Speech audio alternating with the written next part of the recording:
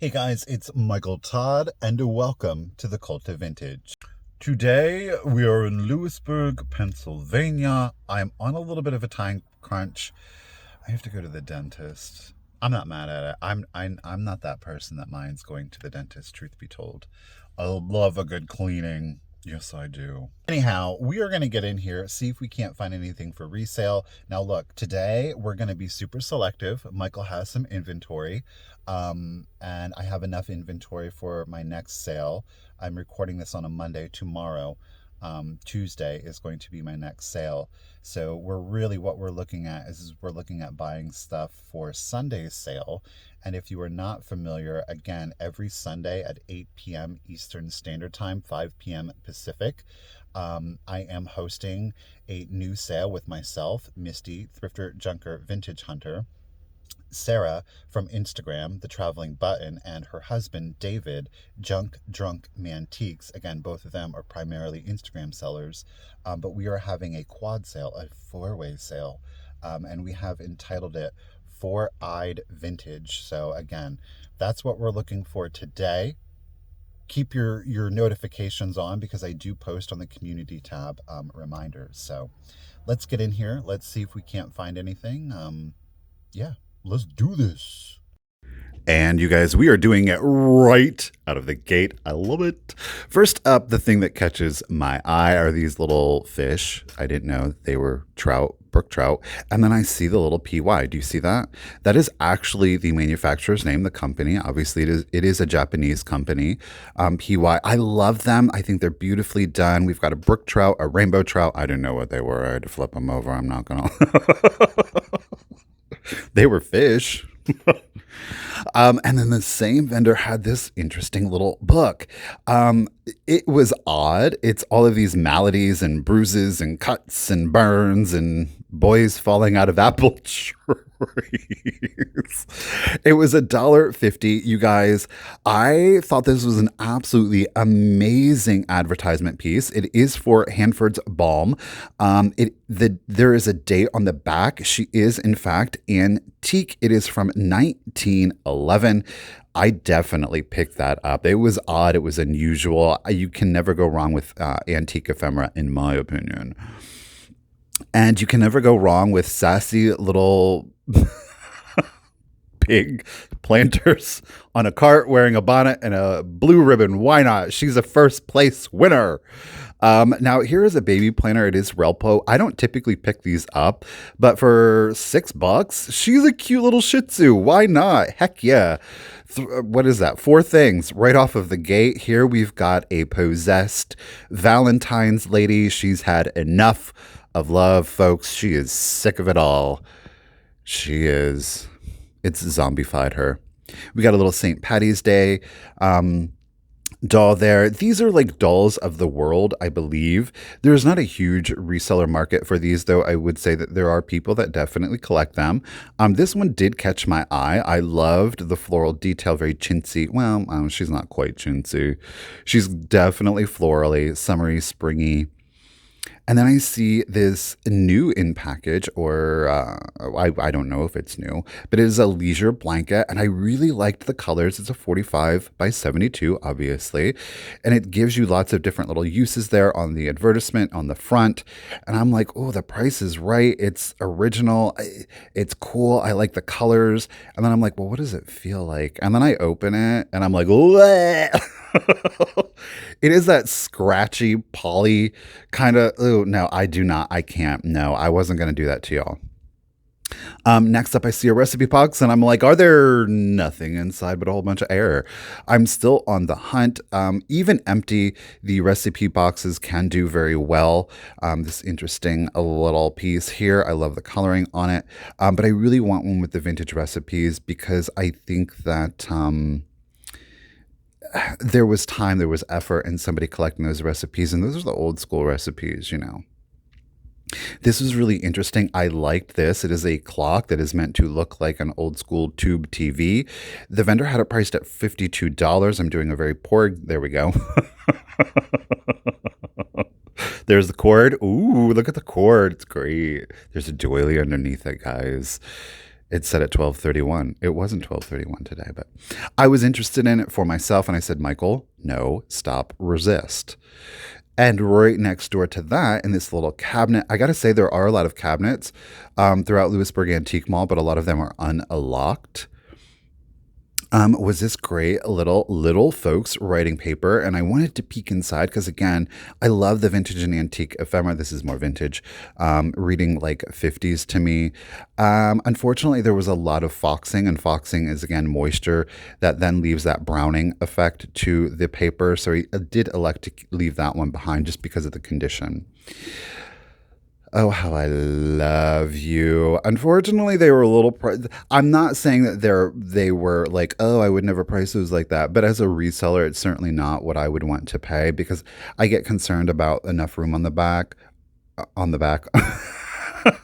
On the back end, I don't know. The perfume bottle is definitely what caught my eye. These are a little bit more Hollywood Regency. So I don't know that they were actually antique. The Hollywood Regency was very loud, very gaudy, I believe is the word. And they definitely loved it gaudy. It's our word of the day, folks, gaudy. Up next, we've got this new Martinsville Viking glass. Let's throw a few more words in there. How about clear? How about piano? How about trinket dish? They had it as a fancy piano. Alive. But I do believe that this is a new Martinsville glass piece, and that is the precursor, the founding company, again, to the mid-century glass company Viking. New Martinsville is actually the name in Virginia, and hence its name. But I thought it was cute. I thought it was worth showing off. I've actually sold a piece before. It typically doesn't do that well. Now, up next, oh my gosh, I love this. I'm so excited. You guys, this is from the 20s, 30s. Yeah, that's right. It's ceramic. It is not slag glass. It is double treated. It's got that beautiful milk chocolate on it. Very deco. I live for this. We definitely snagged it up. The last one I sold for about $60. So heck yeah. Now, here we have some art glass, is what I'm going to call it. The vendor priced it at $6. It does have the Bullicante, the coloring in it. There is a little an interpretation of Millefiore there in the center. But at $6, I thought it was pretty. I think it would be great for Valentine's Day and excellent for spring. Obviously, it's very feminine with the pink coloring, a little bit of the blue there in the Millefiore. But I wanted to pick it up. I think it's a great introductory piece to collecting art glass. So I thought, heck yeah, why not? I think there's definitely still room on it. Is it Murano? No, but it doesn't have to be Murano for somebody to enjoy and appreciate and love it. It just doesn't. You get something from the dollar store and absolutely love it. Live your life, Hey. Here we've got some Empoli decanters in the Genie style. This is like the wave pattern. Unfortunately, on the very tip of the stopper there, the Genie tip. I'm in a mood today again, apparently. That was a little break there. And then I saw this little creeper creeping out, peeking. He's peeking. I don't know. This is the thing. Sometimes you just got to go with the feel because there are no marking. It was priced at $12, which I do regret not getting him. It was the feel of the porcelain. The painting kind of threw me off. I was like, are you Vater? And then I was like, no, I feel like you're Austrian. You could be German. I don't think it was Japanese, but I could be wrong.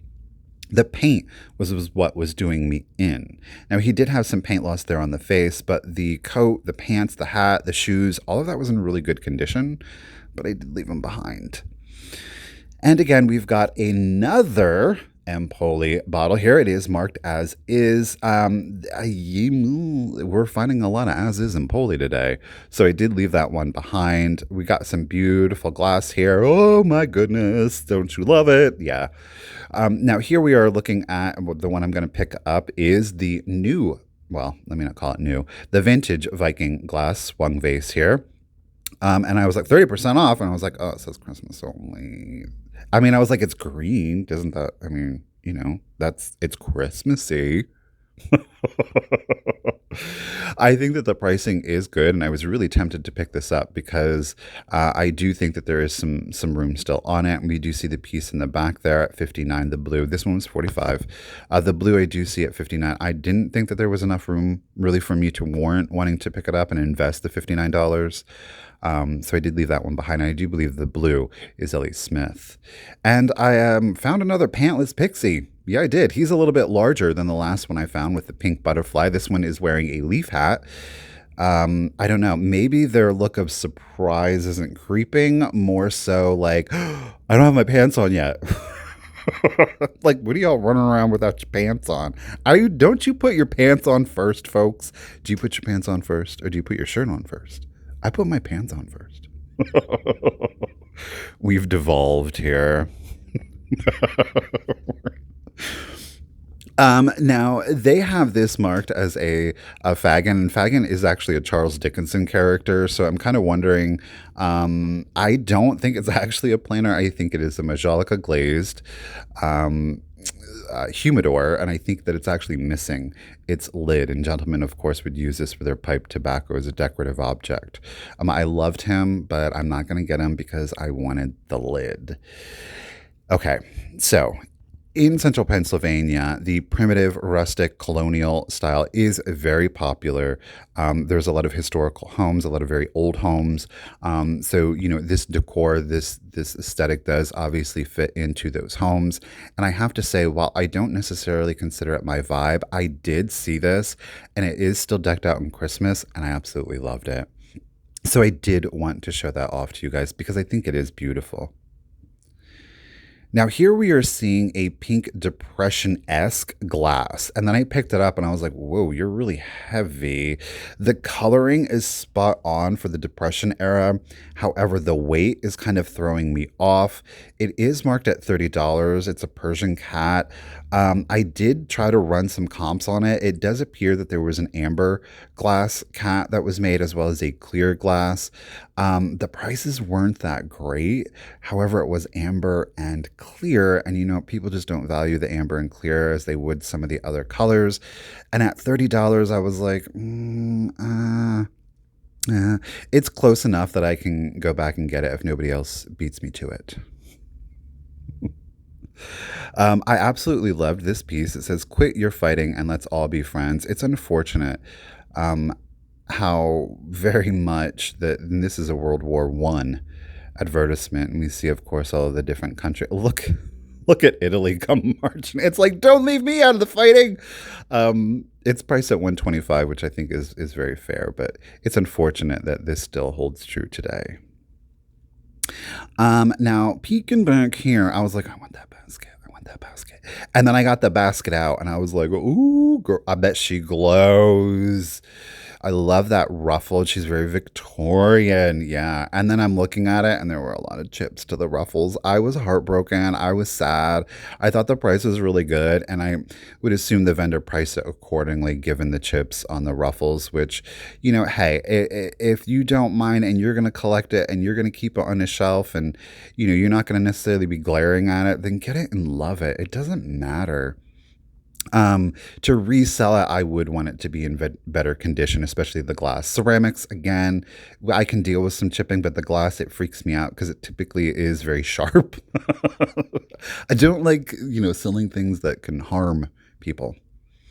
Here we've got some beautiful pink iridized Fenton. It is obviously a little covered candy dish. We are seeing the silver foil, so it is a little bit newer, and I'm like, I wanted it to be vintage though 80s is vintage. Well, guys, here is everything we got in today's video. It's been a wild ride. I hope you guys got a laugh, if anything else. I'm extraordinarily excited about the picture there, the art glass, the fish. I love the antique ephemera. You guys got to let me know down in the comments, what is your favorite find of the day? I really think we got some really good pieces, some great profit to be had. Again, you guys, until next time, as always, keep it rusty, crusty, and dusty. Bye, guys.